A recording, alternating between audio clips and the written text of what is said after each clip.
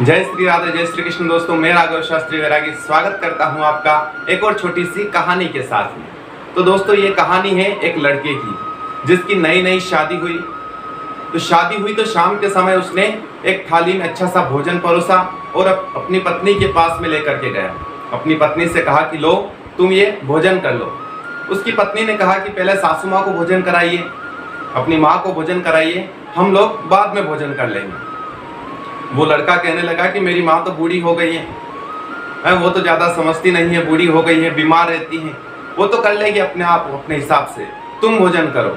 उसकी पत्नी ने समझाया कि नहीं देखो, माँ से हमेशा प्रेम करना चाहिए और तुम्हारी माँ ने तुम्हें बचपन से पाला है, तो पहले तुम्हारा फर्ज बनता है कि उनको अच्छे से भोजन कराओ, उसके बाद हम भोजन करेंगे। वो लड़का माना नहीं, जिद पर अड़ गया कि नहीं तुम्हें भोजन करना पड़ेगा, मेरी माँ तो फिर खा लेगी। इस तरह से जिद करने लगा। तो उस लड़की को बड़ा ही क्रोध आया, उसकी पत्नी को बड़ा ही गुस्सा आया, क्योंकि वो बड़ी संस्कारवान थी। तो वो उस लड़के को छोड़ करके उसी रात अपने मायके चली गई। थोड़े दिन निकले और उसके बाद में डिवोर्स के कागज भेज दिए, तलाक ले लिया, तलाक दे दिया। उसके बाद में उस लड़की ने दूसरी शादी कर ली, अच्छे से रहने लगी। थोड़ा समय निकलता है, उसके बाद में उसके बच्चे हो गए।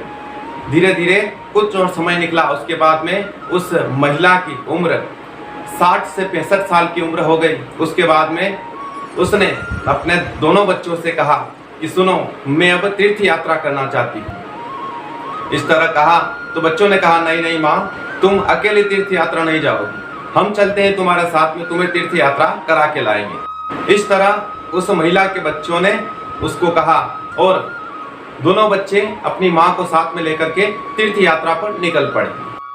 तीर्थ यात्रा करते हुए घूमते हुए उस महिला ने एक व्यक्ति को देखा जो कि रास्ते पर बैठा हुआ था, कपड़े फटे हुए थे और बड़े बड़े बाल हो रहे थे और ऐसा लग रहा था कि कई दिनों से वो नहाया नहीं है। तो उस महिला को बड़ी दया आ गई। उसने अपने बच्चों से कहा कि जाओ इस व्यक्ति को नहला दो और अच्छा सा खाना खिला दो, लगता है इसने कई दिनों से कुछ खाया नहीं है। तो उसके बच्चों ने कहा ठीक है माँ। दोनों बच्चे उस व्यक्ति को नहलाते हैं और अच्छा सा खाना खिलाते हैं। उसके बाद में वो महिला जब उस व्यक्ति के सामने आती है तो देखती है तो उसे पता चलता है कि ये वही व्यक्ति है जिसकी इस महिला के साथ में पहले शादी हुई थी। पहले इस महिला ने शादी की थी और शुरू दिन ही रात को वो छोड़ करके अपने मायके आ गई थी और उसने डिवोर्स दे दिया। जब इस तरह उस महिला ने देखा तो वो महिला बड़ी चकित रह गई। फिर उस महिला ने कहा कि सुनो, जब हमारा तलाक हुआ तब तुमने मुझसे कुछ भी नहीं पूछा, पर आज मैं तुम्हें बताना चाहती हूँ कि तुम्हें मैंने तलाक क्यों दिया था। उस महिला ने कहा कि सुनो, जब पहली पहली रात तुम अपनी माँ की कद्र नहीं कर रहे थे, मैंने तुम्हें कहा कि अपनी माँ को भोजन कराओ, तुमने कहा कि मेरी माँ तो बस यूं ही है और वो तो बीमार रहती है, वो तो खा लेगी अपने आप से।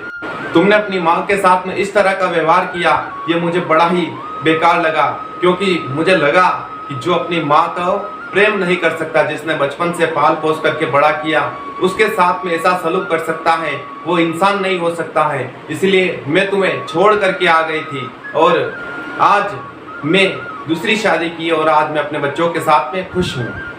उस व्यक्ति ने कहा कि तुम सही कह रही हो, मैंने अपनी माँ की इज्जत नहीं की, मैंने अपनी माँ से प्रेम नहीं किया।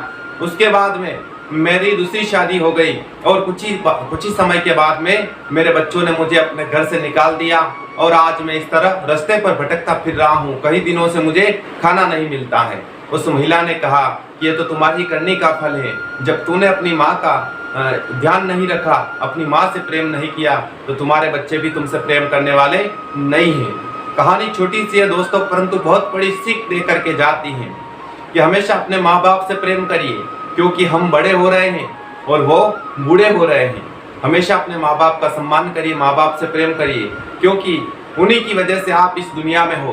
तो मिलते हैं ऐसी इंटरेस्टिंग कहानी के साथ में, तब तक के लिए जय श्री राधे, जय श्री कृष्ण, जय श्री श्याम।